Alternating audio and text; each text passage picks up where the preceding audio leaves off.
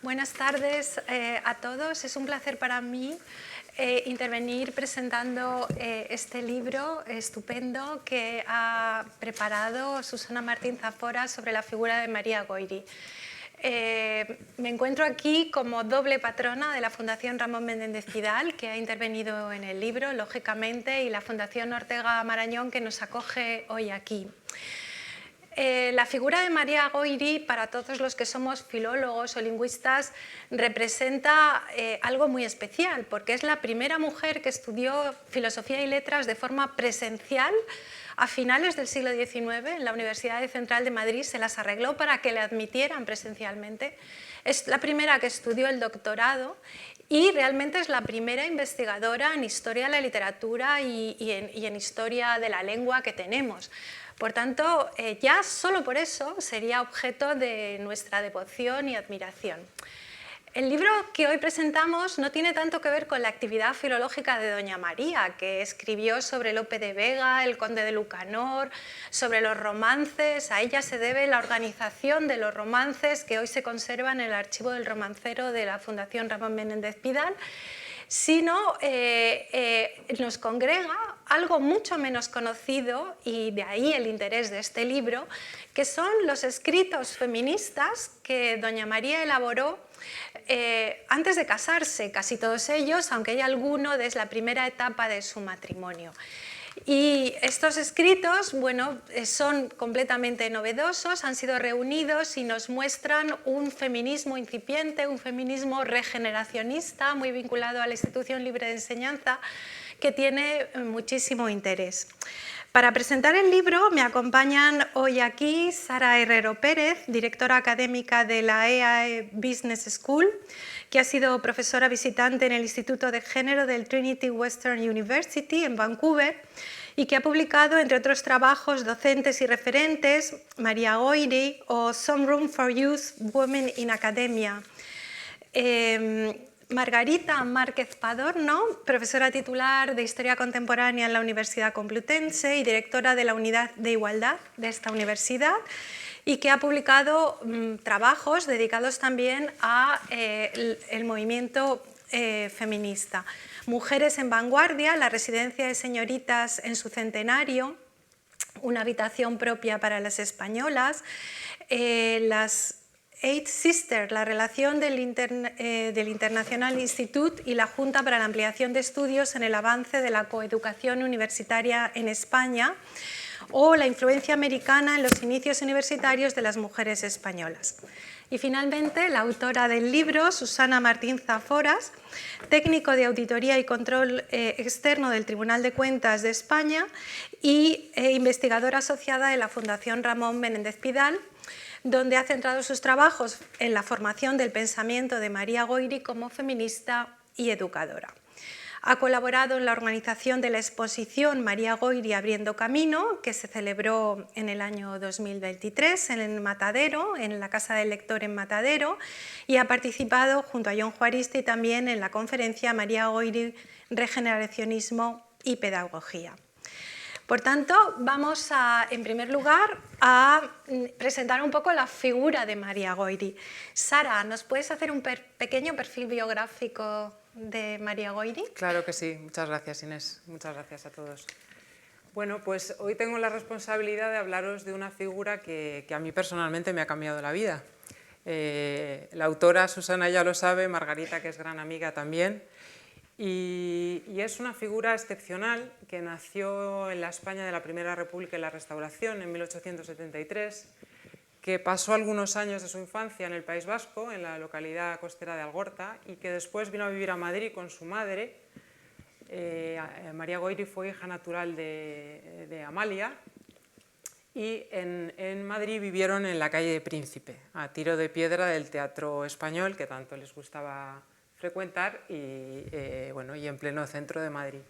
Probablemente allí escuchó algo que le marcaría su vida, que fueron los romances, pues coincidiendo con la muerte de la reina consorte, pues se cantaba por las calles de Madrid, ¿no?, el romance que lloraba la muerte de la reina.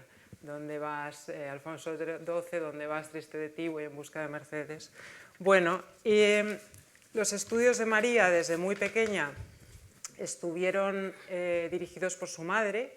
Ella hizo lo que ahora decimos esto del homeschooling, pues María hizo homeschooling y de una manera muy estructurada. La madre era una persona también de fuerte carácter y de mucha determinación, que bueno, pues enseguida enseñó a su hija bueno, pues, muchas disciplinas, pero la gramática fue lo que llamó más la atención de María joven.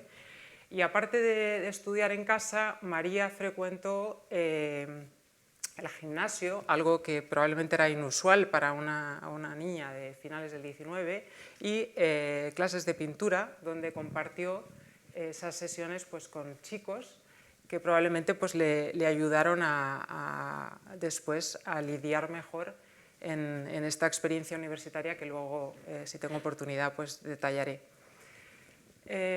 Muchos títulos antes del paso por la universidad consiguió María. Pasó por la Academia para la Enseñanza para la Mujer, formada por Fernando de Castro, por el Colegio de Maestras, en fin, varios títulos antes de pasar por la universidad. Y el estudio, como no podía ser de otra manera, le colocó cerca del que fue su gran amor, Ramón Menéndez Pidal.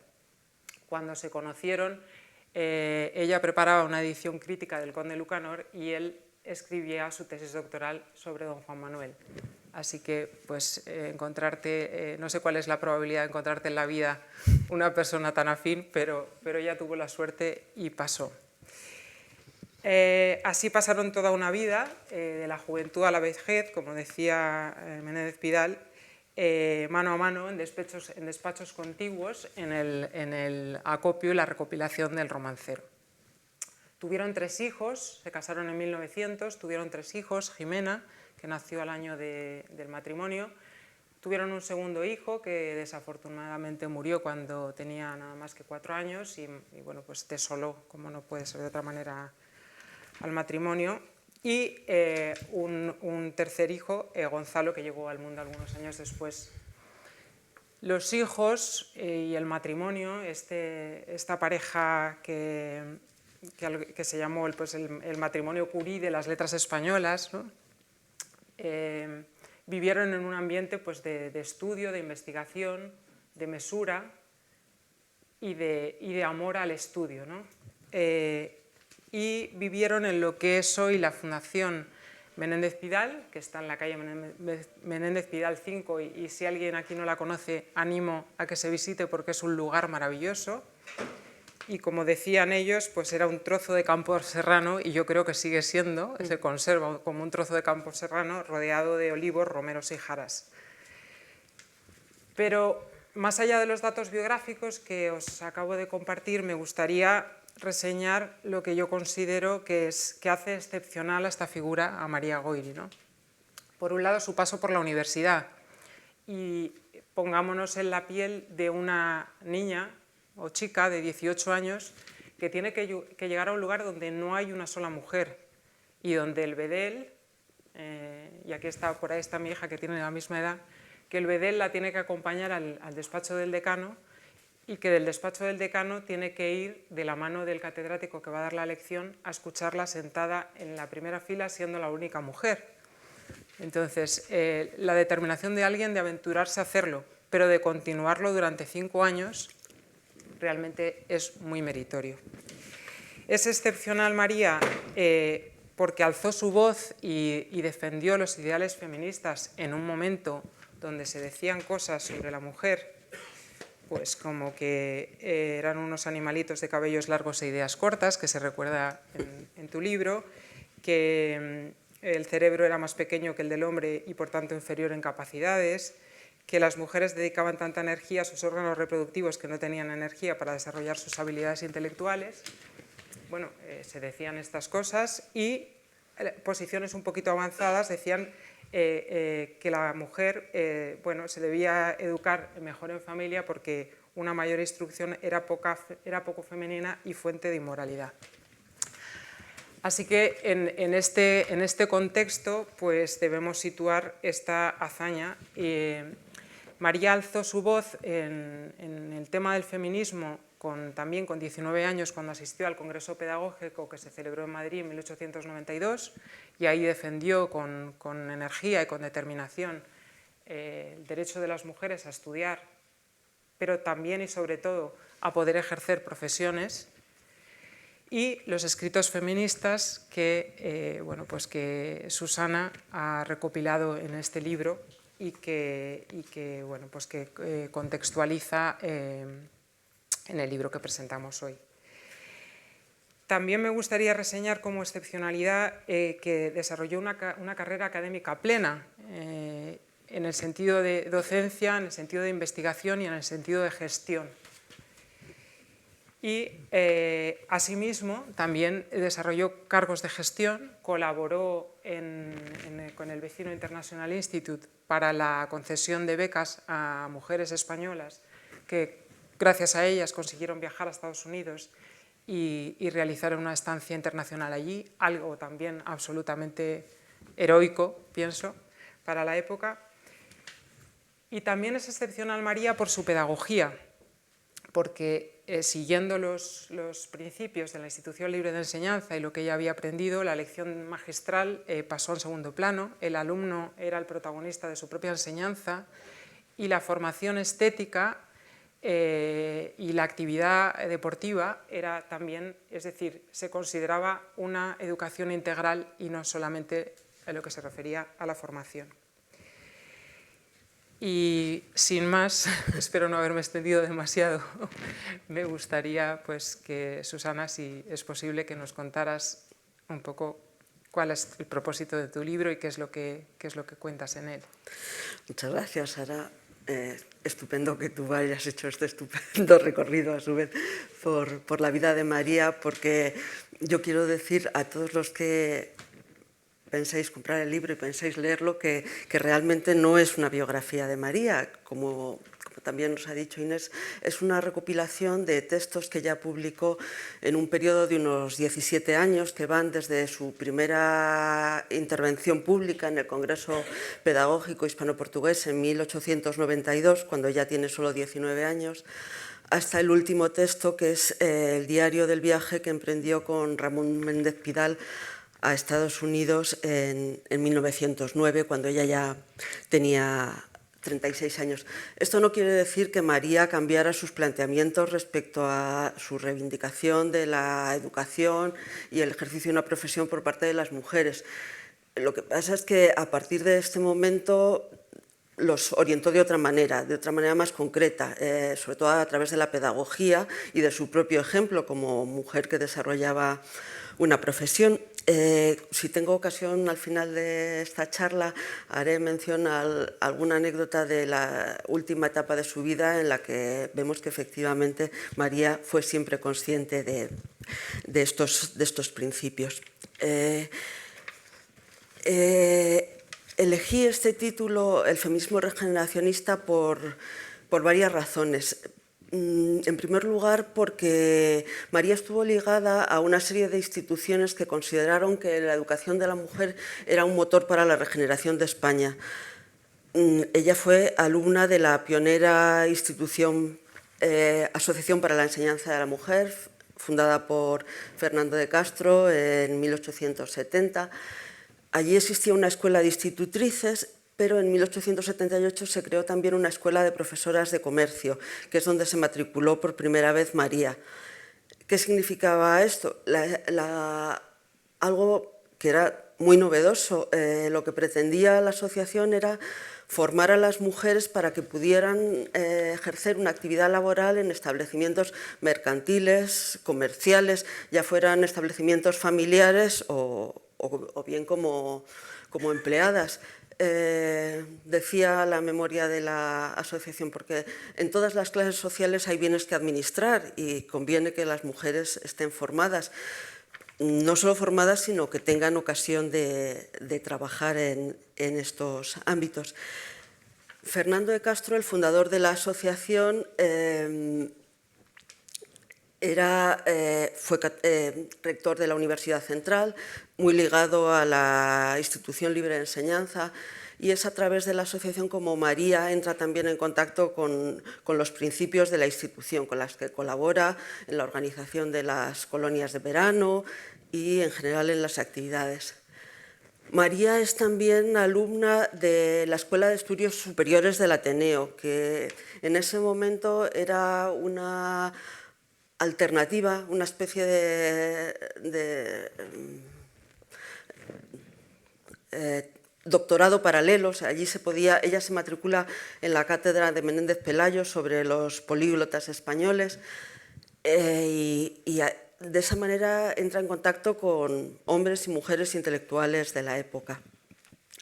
Después, ya como pedagoga, María da clase pertenece en realidad a los órganos rectores de instituciones que están ensayando una nueva pedagogía, en general ligados a la Junta de Ampliación de Estudios, a la Residencia de Señoritas, que estuvo en esta casa, y después al Instituto Escuela, del que espero que Margarita nos hable después largamente. También entiendo que María tiene un feminismo regeneracionista, en el sentido de que ella reclama una regeneración de la sociedad y especialmente de las mujeres, porque ella dice que especialmente en las clases medias las mujeres hacen un esfuerzo vital y económico a veces para asimilarse a las clases superiores, pero que consideran que trabajar es rebajarse, que buscan para sus hijas una educación fundamentalmente de adorno, de idiomas, de música, que les permita alternar en las tertulias, obtener, a ser posible, un buen matrimonio. Y tampoco se involucran en las cuestiones sociales. Para María fue un gran referente Concepción Arenal y ambas entienden que las mujeres tienen también una labor que realizar frente a la sociedad. Y esto es algo que María les reclama a las mujeres, sobre todo en la clase media.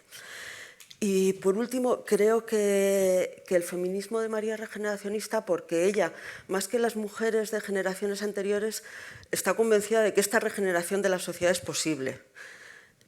Ella accede, digamos, a una posición dentro de la sociedad a través de la enseñanza reglada, a través de la asociación, de sus estudios en la escuela en la escuela de maestras, en el bachillerato que ella hace por libre en el Instituto Cardenal Cisneros, después en la Universidad Central y finalmente con su doctorado. Emilia Pardo Bazán, que la conoció en una revista parisina, escribe en 1896, cuando María acaba de obtener un premio en la Universidad Central en literatura, dice que María es extraña dentro de las mujeres que tienen un nivel intelectual alto, porque la mayoría se han formado a través de lecturas al azar, de un estudio en silencio, no en centros de educación. Y ella, como algunas otras mujeres de su época, quiere integrarse dentro del sistema educativo. En sus artículos para la Revista Popular, que ella publica en 1898, donde tiene una sección fija que se llama Crónicas Femeninas, a ella le interesa destacar que existen mujeres en todos los ámbitos, también en el ámbito de la ciencia. Veo que hoy tenemos entre el público algunas mujeres del ámbito de la ciencia, de las que María estaría muy orgullosa. Y le interesan mucho, como mencionábamos antes, ella lee muchas revistas extranjeras y está al tanto de lo que se publica y de las experiencias pedagógicas en otros países. Le interesan las escuelas de formación agrícola para las mujeres, las posibilidades que tienen también las mujeres del mundo rural en participar en las empresas y en las sociedades familiares. María, no me quiero extender mucho más, creo que me estoy extendiendo demasiado. Quiero hacer una referencia simplemente a uno de los textos que se publican, que es su participación en el Handbuch der Frauenbewegung, que fue un manual, bueno, en realidad 5 tomos sobre feminismo que se publicó en Alemania por las feministas Helen Lang y Gertrude Baumer, donde se pretendía dar una visión de la situación del feminismo en Alemania, pero también en el resto de países de Europa. Helen Lang había sido compañera de colegio y colaboradora de Carolina Michaelis, la filóloga portuguesa por matrimonio, pero de origen alemán. Entonces le pidió a Carolina que redactara la parte referente a la mujer portuguesa, que Carolina conocía muy bien. Y Carolina pensó en María para reflejar la situación de la sociedad en general, del feminismo y de la mujer española.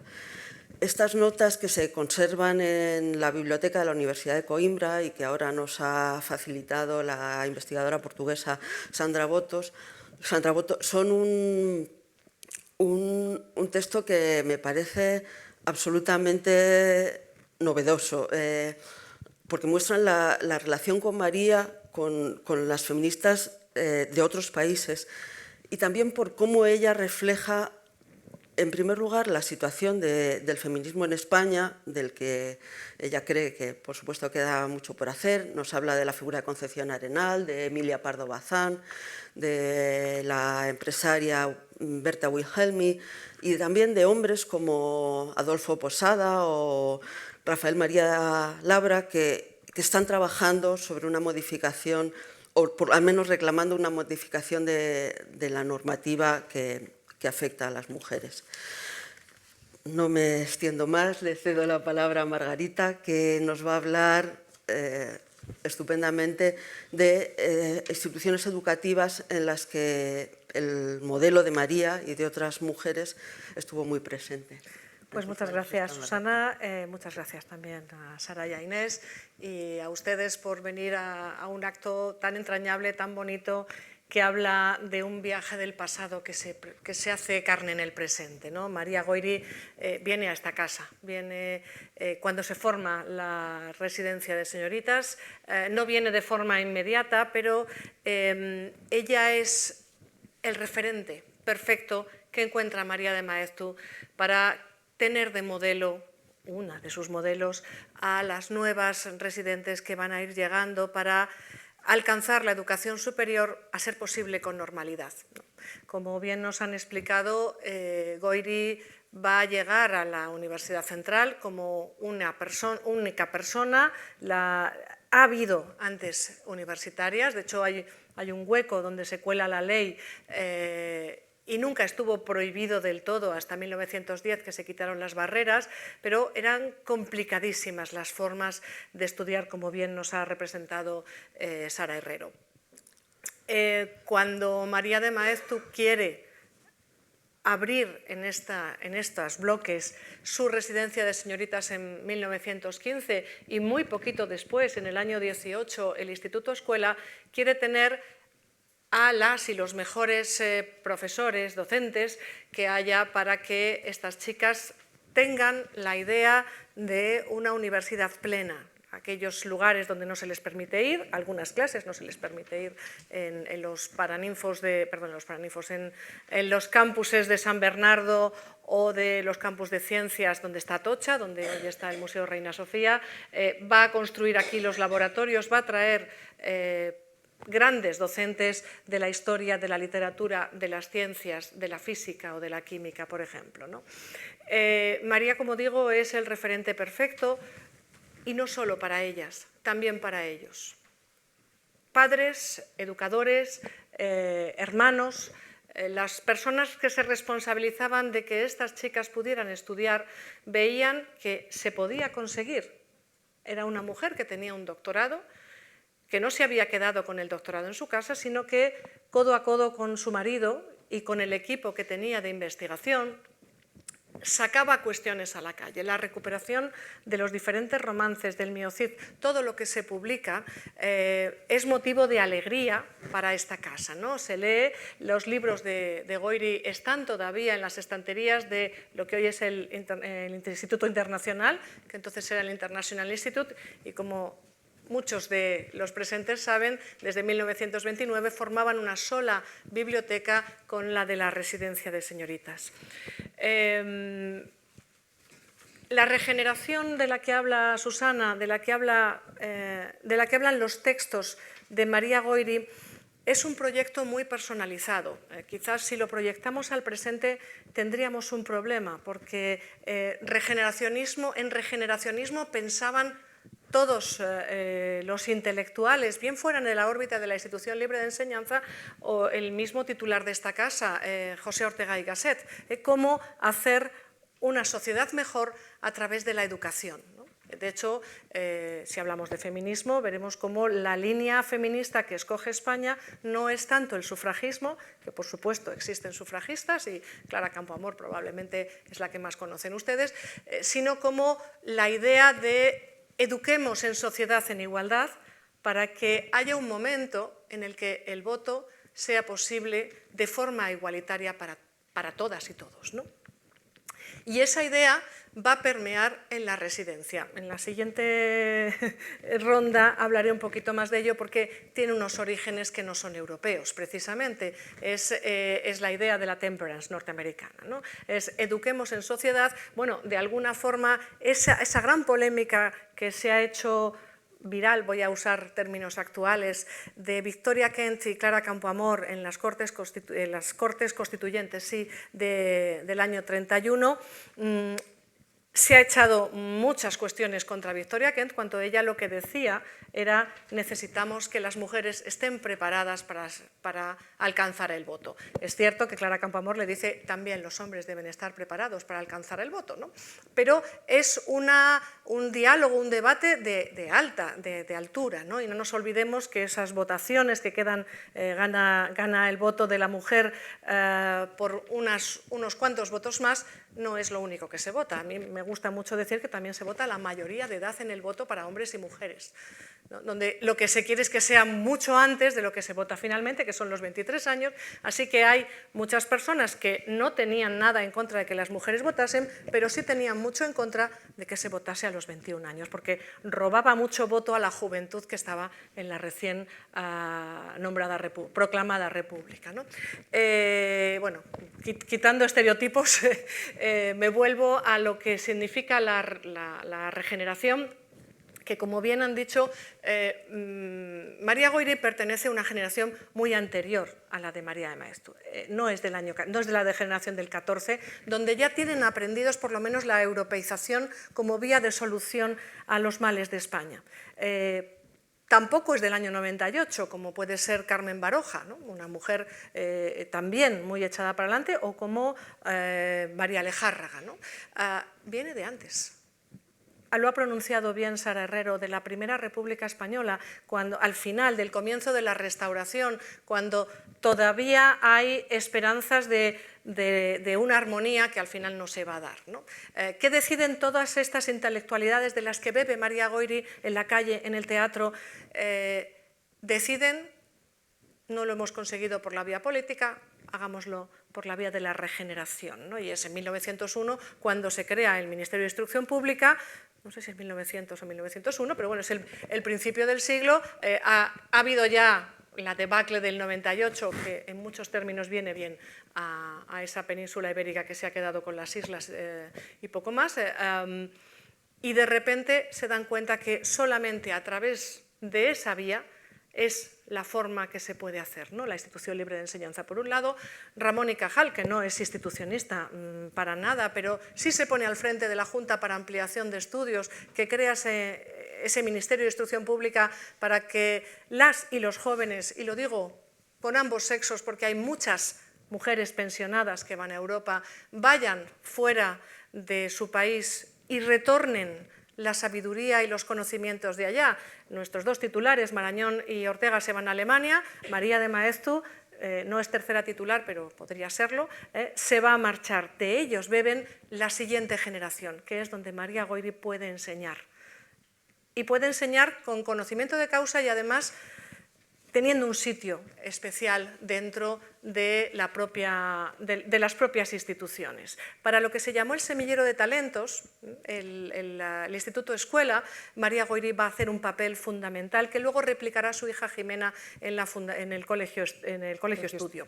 ¿Qué papel es? El demostrar a los niños pequeños que hay que darles la mejor de la educación, ¿no? Ese semillero de talentos donde tenemos la suerte de que estudió Soledad Ortega, ¿no? que pudo recoger todo ese saber que venía de generaciones. Fíjense ya las que he nombrado, ¿no? La generación del 68, la del 98, la del 14, me he saltado el 27 porque ya a María Goiri le queda un poquito lejos, aunque con sus nietos lo va a ejercer mucho, ¿no? Y muy bien.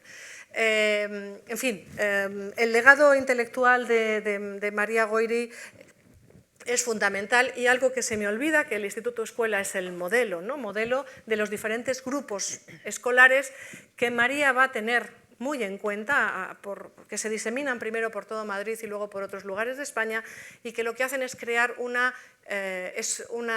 enseñanza pública fuerte. Y yo creo que ese es el gran legado que le podemos dar las gracias, ¿no? Porque todavía hoy existe, bueno, con sus sombras y sus luces, una enseñanza pública, también la alta enseñanza pública, la universidad, de la que todavía podemos sentir mucho orgullo, ¿no? Muchas gracias, Margarita. Realmente en este libro, bueno, aparte de todo lo que han dicho mis compañeras, creo que debo destacar que hay dos documentos que no se habían editado previamente. Uno es el informe que hace para Carolina Michaelis de Vasconcelos y que se publica en alemán, y aquí por primera vez se publica el original que escribió ella.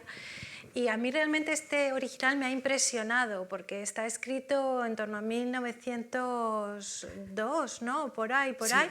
Y es que hace un retrato de la mujer española en aquel momento, en la educación, en los derechos políticos, que se te cae el alma a los pies, es tremendo, ¿no? O sea, realmente la preocupación que tenían por arreglar eso, como has dicho, y a través de la vía de la educación, que fue la obsesión de María Goiri. Y creo que para este fin fue también muy importante para ella un viaje que realizó a Estados Unidos en 1909 acompañando a Ramón Menéndez Pidal, del que este libro nos permite leer el diario. Es decir, tanto ella en colaboración con Pidal escribieron un diario y nos va contando el diario las visitas que hicieron a todo tipo de centros educativos, semilla que debió ser muy importante para que luego desarrollara todo lo que nos acaba de decir Margarita, imagino, pero a lo mejor Susana nos lo puedes explicar mejor.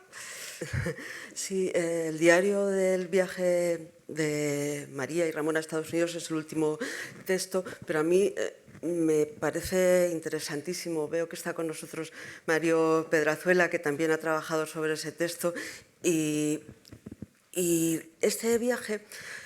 vamos a ver, el viaje se produce en 1909. En 1908, como nos ha dicho Sara, muere el segundo de los hijos del matrimonio en el Paular.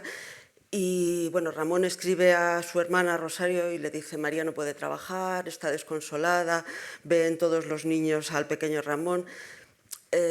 A Ramón padre le habían invitado a un ciclo de conferencias en la Universidad Johns Hopkins, y yo creo que el matrimonio ve que es una opción muy buena para pasar un tiempo fuera de España, para centrarse en sus labores profesionales y bueno, intentar mitigar un poco el dolor de la muerte de su hijo. Entonces, a lo largo del viaje, ellos, fundamentalmente María, pero con algunos añadidos de Ramón, van escribiendo un diario donde ellos reflejan, por un lado, las personas con las que se entrevistan, los lugares que visitan y, en general, sus impresiones. María había publicado ya algunos artículos de tema filológico y participa con Ramón en las reuniones con los hispanistas americanos, pero también se entrevista con alumnas, con profesoras de centros de educación femenina de todos los niveles, desde los jardines de infancia hasta los colleges. Y en el diario va reflejando sus impresiones sobre los centros y en general sobre la sociedad americana de 1909. Entonces, en muchos sentidos es un texto que me parece muy importante. María se entrevista, como decía, con alumnas y profesoras. Se encuentra, por ejemplo, con Caroline Borland, de la que luego seguro nos habla Margarita. Uy, perdón. Callo. Déjalo en el suelo, que hay cable. Ajá. Bueno, Caroline ha hecho un doctorado sobre Boccaccio en la literatura castellana y catalana en el Bryan Moore College y luego es profesora en el momento en que María y Ramón llegan en el Smith College. María volverá a encontrarse, no físicamente, pero sí a través de su trabajo con Caroline, porque luego ella será la intermediaria en el intercambio de alumnas españolas y americanas con la residencia de señoritas. De hecho, aquí en el archivo de la residencia se conservan cartas de Caroline a María de Maeztu en las que dice de recuerdos a Ramón y María. Ella recuerda que estuvieron juntos en este viaje. María en el diario pone de manifiesto algunas cuestiones que le sorprenden agradablemente. Le sorprende la tremenda dotación que tienen los centros educativos americanos. Le sorprende la financiación, cómo los antiguos alumnos continúan financiando centros en los que están de alguna manera implicados o que quieren soportar, o los filántropos americanos. Y le sorprende también las bibliotecas. Ella dice, el departamento tiene muchísimos duros, ellos hablan en duros, para comprar libros para estas bibliotecas que son impensables todavía en España. Y luego hay otros aspectos que le sorprenden no tan positivamente. Ella es una convencida de la coeducación, en este sentido está absolutamente en la línea de la institución, y se encuentra con que en Estados Unidos no es una cosa que esté tan clara, que así como los coles de los estados más al oeste, de Michigan, por ejemplo, sí tienen implantada la coeducación, en el este no son nada partidarios, consideran que disminuye el rendimiento de los alumnos, que es mejor que haya centros separados. De hecho, hay prestigiosas universidades que tienen en paralelo una universidad masculina y otra femenina. Le sorprende también la importancia que se da a los deportes.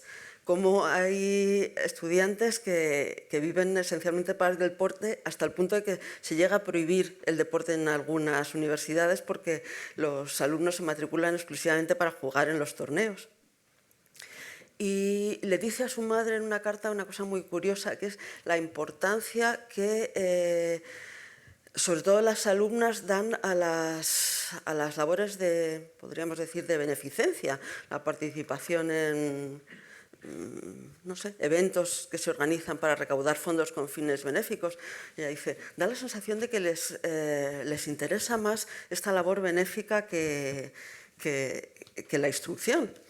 En fin, el texto creo que es realmente interesante.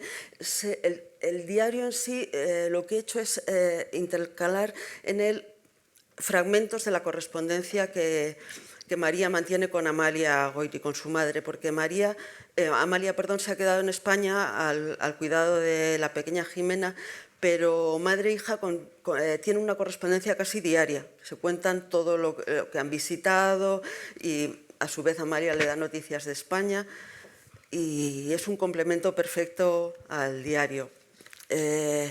Ahora le voy a ceder la palabra a Sara, que conoce... a Margarita, que nos va a hablar de los coches. Es por un tema temporal, sí, ¿eh? No hay ningún ego. Disculpe. A Margarita, que conoce perfectamente los college americanos y en concreto los dos que he mencionado y que tiene mucho más que aportarnos. Bueno, no, mucho más no. Yo creo que además esta jornada tiene que ser el estupendo aperitivo para que todos ustedes vayan corriendo a leer este libro que tiene unas lecturas magníficas, ¿eh? Se hace muy fácil, especialmente con esta introducción, ¿no? Porque yo creo que que le faltaría un perfil biográfico, pero Susana sabía perfectamente que iban a venir aquí y lo iban a ver, ¿no? También, por cierto, la Fundación Menéndez Pidal tiene una biografía abierta y online tanto de Ramón como de María que son deliciosas, ¿no? Que uno se encuentra muy bien leyéndolas y entonces uno puede ir directamente al estudio que ha hecho Susana y a los textos que en su momento escribió María sobre feminismo, como bien dice, antes de que el feminismo fuera feminismo en España, ¿no? En los primeros años de su etapa intelectual. Bueno, describir los colleges americanos es una función muy necesaria precisamente para entender por qué la coeducación no se lleva en el este, la Nueva Inglaterra de los Estados Unidos, ¿no? Cuando María de Maeztu abre la residencia de señoritas, la abre, por supuesto, como residencia de estudiantes, sección señoritas, al igual que hay una residencia de estudiantes, sección universidad, que son los chicos, ¿no? Los que se han ido a los altos del hipódromo, allí donde hoy está la residencia de estudiantes. Sin embargo, María no va a hacer ese mismo modelo y no lo hace porque tiene, por supuesto, por sus becas, sus pensionados en Europa, ha conocido la educación en los grandes lugares donde la educación se daba, ¿no? En Gran Bretaña, en Alemania, en Francia y, si no me equivoco, en Bélgica y Suiza. Pero ha hecho algo más. Ha sido dar clase en el International Institute, que se abre desde 1903, ella empieza en 1913 y entabla relación con las norteamericanas que han estado en estos colleges y decide en 1915 que el idioma siguiente que tienen que aprender al propio va a ser el inglés. Además sabrán francés también, pero tienen que defenderse en inglés. Y pide, y así lo demuestran las estadísticas que la directora del Instituto Internacional, Pilar Piñón, en su magnífica tesis, que ahora va a ser libro, lo pone como las pensionadas de la Junta para Ampliación de Estudios son mucho más las que viajan a Estados Unidos que ellos, que de alguna forma son reticentes y salvo en el periodo de la Primera Guerra Mundial, lógicamente no iban a ir a estos campos de batalla donde estaba en ese momento Alemania contra Francia, especialmente, sino que son los pocos momentos en los que escogen Estados Unidos. Casi siempre van hacia allá y son ellas, probablemente por una influencia muy lógica que es esa hermandad, por eso yo la llamé la octava hermana, porque hay una sororidad, como ellos llaman, porque para nosotros la hermandad tiene la raíz misma entre hermano y hermano, para ellos no es, para Norteamérica no es lo mismo sister que brother, ¿no? No hay una fraternity, ellas llaman la sorority, que se hace entre estos colleges. ¿Por qué están disgregados? Porque no las admiten. Hemos hablado de la gran educación pública que en España se está construyendo. En Estados Unidos no existe. Sí hay algo, como bien ha dicho ella, en el medio oeste americano, especialmente en Ohio, en Wisconsin también y en Minnesota, pero no hay universidades públicas de calidad. ¿Qué es lo que quieren hacer las grandes familias que mandan a sus hijas a los colleges, ¿no? a las universidades? No las admiten en ningún lado. De hecho, los títulos de Harvard para mujeres, hasta muy entrado, bueno, hasta las 3 últimas décadas del siglo XX, no se dan como Harvard, se dan como Radcliffe, que es el college que en un principio no era el de chicos y el de chicas, era que Radcliffe se crea como se crea Vassar o como se crea Smith College o bueno, pues lo que hacen las 7 hermanas. Hay más colleges, pero estos son especialmente elitistas en cuanto a exigencias, ¿no? Las mujeres preparadas en estos colleges, pues yo voy a nombrar a 2 que probablemente sean las grandes secretarias de Estado que ha tenido los Estados Unidos. Madeleine Albright y Hillary Clinton vienen de estos colleges. Mary Louise Foster venía del MIT, fue licenciada en Chicago y brilló en Smith College, ¿no? Es decir, son colleges pequeñitos donde se hace mucho deporte, donde también se hace mucha vida al aire libre, pero se estudia mucho y muy duro con muchas ayudas. El viaje que María de Maeztu va a hacer en 1921 no es el primero que se hace, es el de María Goyri. Ella le ha abierto los ojos para cuando María de Maeztu va a esta gira triunfal por los Estados Unidos, por estos colleges, y va también al oeste a ver las universidades de California. Bueno, Michigan es Midwest. No, yo hablo del oeste del todo, ¿no? Ella ya tiene un antecedente y aunque hace un meritorio viaje junto con José Castillejo también, Federico Dionís se lo prepara en Nueva York, pero la idea que le da María Goyri es vamos a explorar y vamos a ver. Y a María no le parece nada mal la disgregación que ninguna norteamericana quiere para siempre. Susan B. Anthony, que es la gran feminista, que ella sí es sufragista por el voto, ella va a decir esto es temporal, ¿no? Frances Willard también lo va a aseverar, pero no ven la forma de que puedan competir en una liga de la hiedra, como llaman ellos, al Ivy League, a los grandes centros universitarios donde las mejores cabezas pueden dar, y esto es lo importante, las mejores legisladoras médicas y mujeres que puedan hacer en igualdad esta sociedad, ¿no? Entonces, eso es lo que pasa en estos momentos. Hay un cruce del Atlántico de norteamericanas en España y a españolas también en Norteamérica, primero en paz, pero después en guerra. Primero con la Segunda Guerra Mundial, con la Guerra Civil Española y la Segunda Guerra Mundial, se van y un estudio que está por hacer todavía, lo digo por si por aquí hay algún doctorando o alguna doctoranda, es ver cuántos departamentos de español nacieron con mujeres que se prepararon en esta residencia de señoritas y en otros lugares afines gracias a esas becas, pensionados de la Junta para Ampliación de Estudios y becas privadas que daban los colleges, ¿no?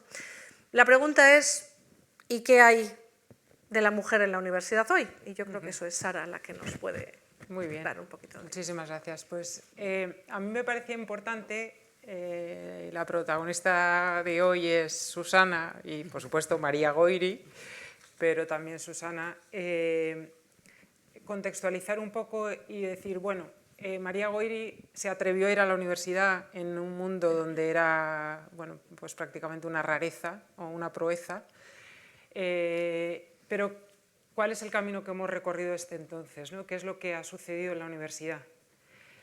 El año pasado se conmemoraron los 150 años de nacimiento de María y bueno, pues en esos 150 años, claro, cuando las estadísticas parten de cero y yo soy economista y uno mira las tasas de crecimiento de las cosas y dice, pero qué barbaridad, ¿no? Es que la cosa ha ido fenomenal. Y efectivamente la cosa ha ido fenomenal. Pero a pesar de todo, a mí me gustaría que, bueno, pues que todos los que estamos aquí hoy pues nos quedáramos con algunas ideas de cómo se ha avanzado y si se ha avanzado lo suficiente, ¿no? Y solamente pues no quiero aburrir con números, pero sí me gustaría dar alguna pequeña información de lo que es la Universidad Española hoy.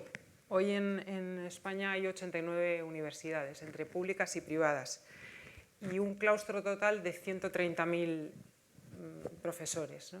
Investigadores, personal docente investigador, que llamamos. De ellos, el 55% son hombres y el 45% son mujeres. Es decir, que, bueno, que somos más o menos iguales en número, pero no somos iguales en los puestos de profesor universitario. Margarita es la directora de Igualdad de la Complutense y los números son un poquito mejor en la Complutense. Sí, bastante mejores, pero aún así hay brecha, ¿eh? Sí. Yo estoy hablando del total de España y he mirado también la Complutense en la presentación tan bonita que hiciste y he visto que son mejores, lo cual me alegra, pero estos son medias. En España hay un total de 1,5 millones de alumnos, entre alumnos de grado, alumnos de doctorado, alumnos de máster. Ahí sí que hay más mujeres que hombres.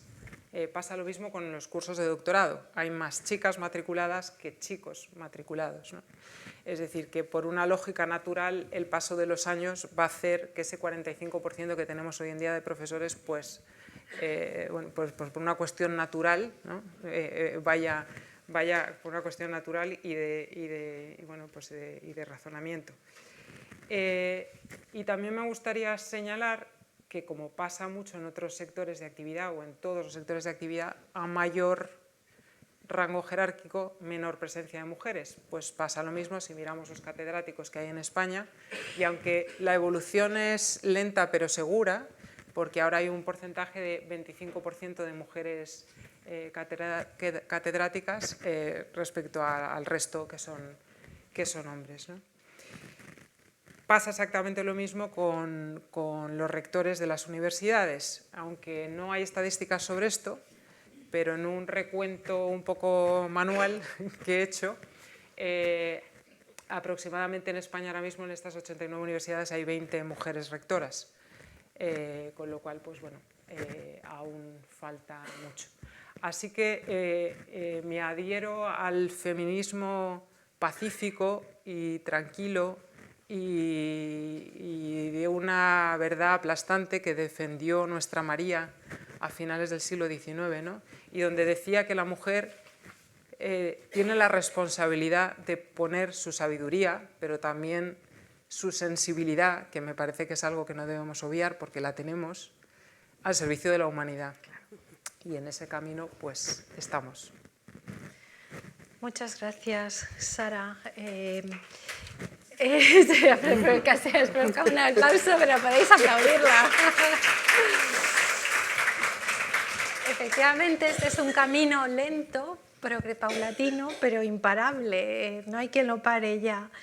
Margarita, ¿qué nos tendrías que decir de la recuperación, no solo de María, no de la memoria de María, sino de otras mujeres que fueron pioneras en su momento?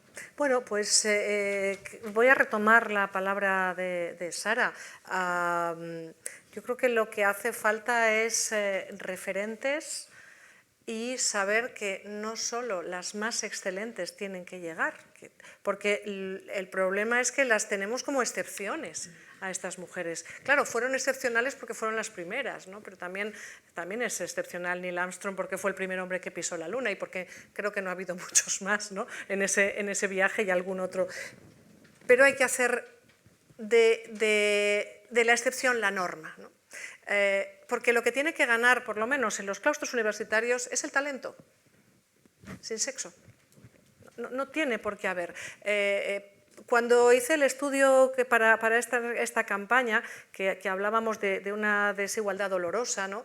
A mí me chocaron mucho dos números horribles, que fueron las dos facultades que más número de mujeres tienen como profesoras, trabajo social y enfermería, fisioterapia y se me olvida algo, tienen 0 catedráticas. Algo está pasando, ¿no? Algo está pasando. ¿Por qué no se escoge el talento? Porque ya hay mujeres estupendas. La otra gran batalla que tenemos es el STEM, ¿no? Donde, entre otras cosas, porque como no metamos el pensamiento de las mujeres dentro de la inteligencia artificial y de la robótica y de los videojuegos y demás, tenemos un problema, una brecha más, ¿no?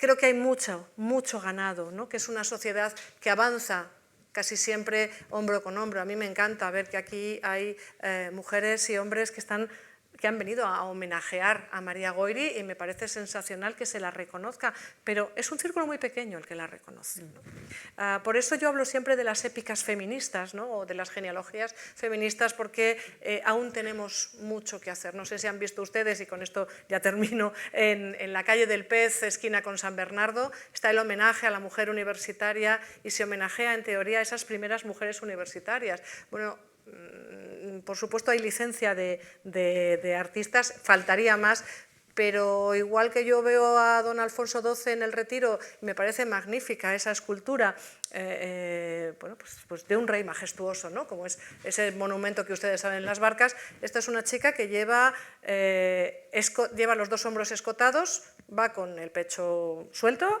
y lleva minifalda. Y se supone que es una mujer de 1900 y poco, porque homenajea a esa Concepción Arenal que dice la leyenda que fue vestida de hombre, no, iba con capa, pero estaba ahí. Yo no la veo como tal, es decir, si yo no la veo y conozco la historia, ¿cómo la van a ver las niñas que van al instituto que está allá al lado y sentirse referentes y decir, aquí tenemos a alguien a la que yo quiero seguir, pero ya sin bedeles por los pasillos, ¿no? Bueno, sí, los bedeles que estén por los pasillos, digo, sin que me escolten, ¿no? del lugar del decano a la clase por el catedrático, ¿no? Eso lo dice María Goyri y me encanta, cuando le dice a un periodista, vaya usted al viejo caserón de San Bernardo y verá que las mujeres están. Ha dicho, nuestra causa ha triunfado, ¿no? Y con eso nos tenemos que quedar. La causa de la universidad, normalizada por ver mujeres allí, ha triunfado, ¿no? Entonces, ahora lo que se pide es que las que tienen talento, que estén en donde merecen estar, ¿no? Y bueno, solamente pues me queda darle la palabra a Sara para que hable de algo tan personal como es la huella que le ha dejado María Goyri con ese romance del Príncipe Don Juan, ¿no? Vamos un poquito, eso sí, apuradas. Sí, bueno, ya os comenté al principio que a mí María Goyri me ha cambiado la vida, y es que no solamente, o sea, su faceta intelectual o sus estudios, su amor por Lope de Vega, que ella decía que el último amor de Lope he sido yo, la última conquista de Lope he sido yo, que esto me encanta.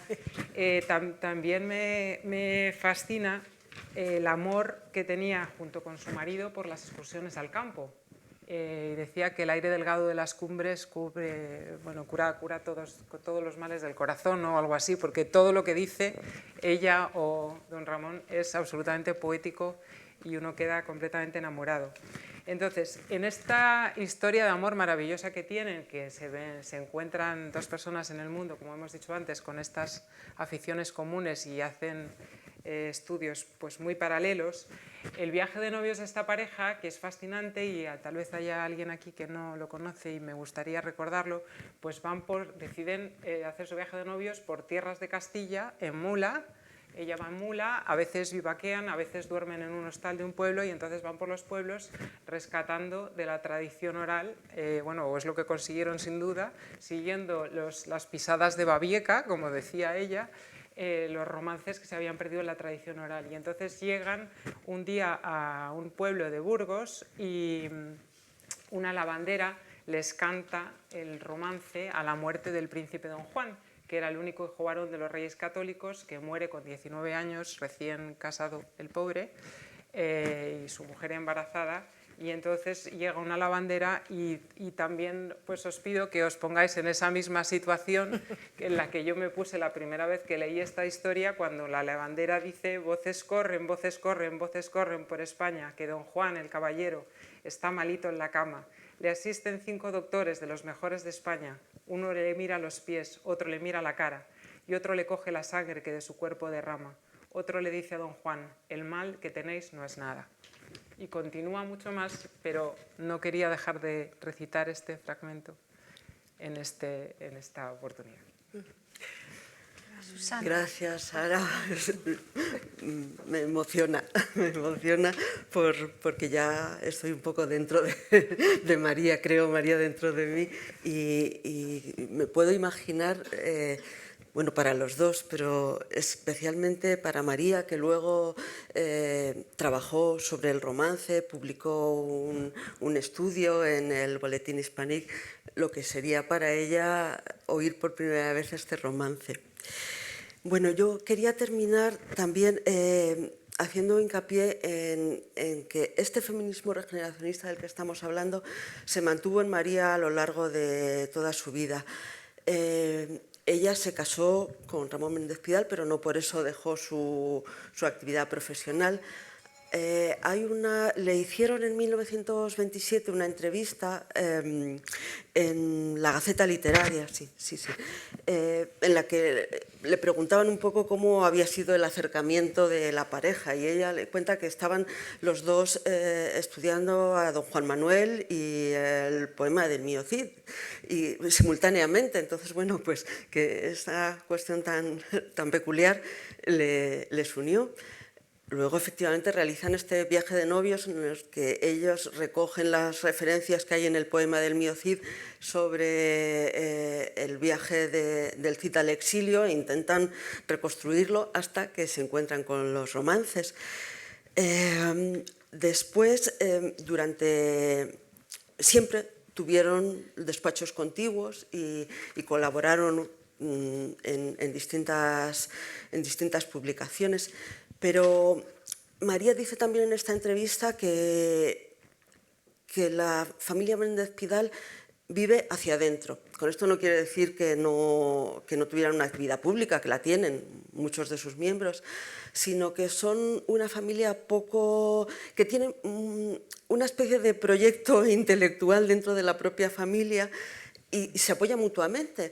Entonces, María yo creo que es un proyecto fundamental en este proyecto, del que forman parte su marido, Ramón Méndez Pidal, su hija Jimena, su hijo Gonzalo, el marido de Jimena, Miguel Catalán, su nieto Diego Catalán, y María les cede el protagonismo. Ella continúa con sus trabajos, pero no tiene...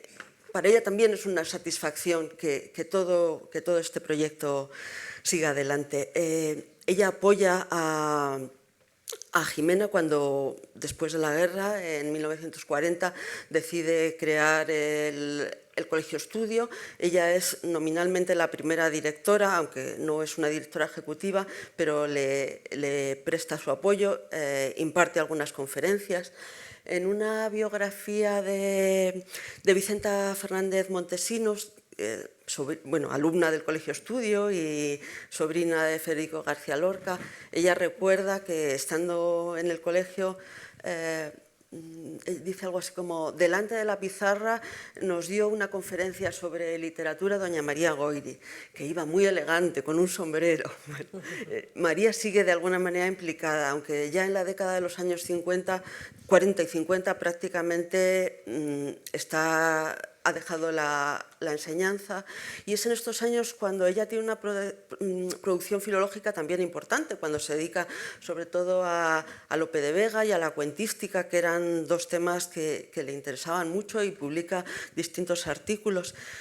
Pero para terminar me gustaría hacer referencia a un hecho del año 1951. En este año se convoca en Madrid el primer congreso femenino hispanoamericano-filipino.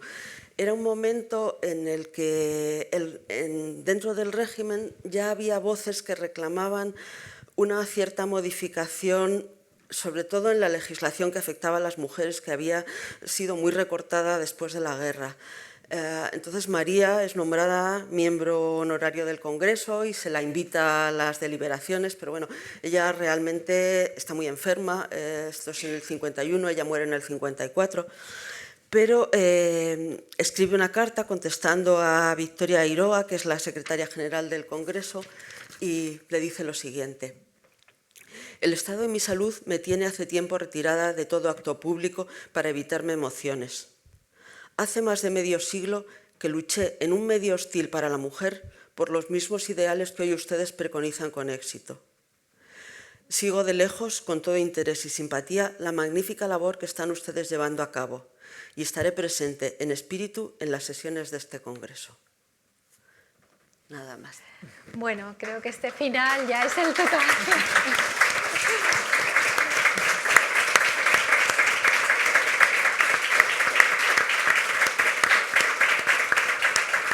Creo que con estas palabras de María, creo que podemos dar por clausurado el acto y no hace falta mayor glosa.